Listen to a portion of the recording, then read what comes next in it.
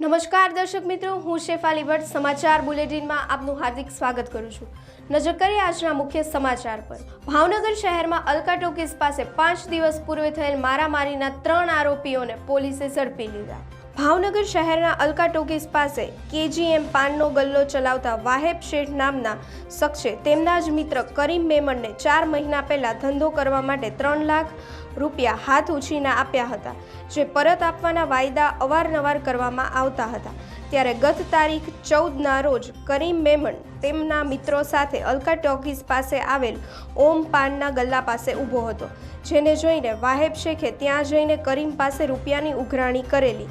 ત્યારે ઉશ્કેરાઈને અસલમ ઉર્ફે સિકો બોડલા, કરીમ મેમણ, સલીમ ઉર્ફે સાલો લોહિયા દ્વારા ધારદાર હથિયાર અને ધોકા વડે વહેબ શેખ ઉપર જીવલેણ હુમલો કરેલ।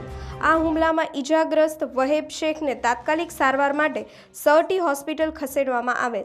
ત્યારબાદ પોલીસે ફરિયાદ નોંધી ત્રણેય શખ્સોને ઝડપી લઈને વધુ કાર્યવાહી હાથ ધરી છે।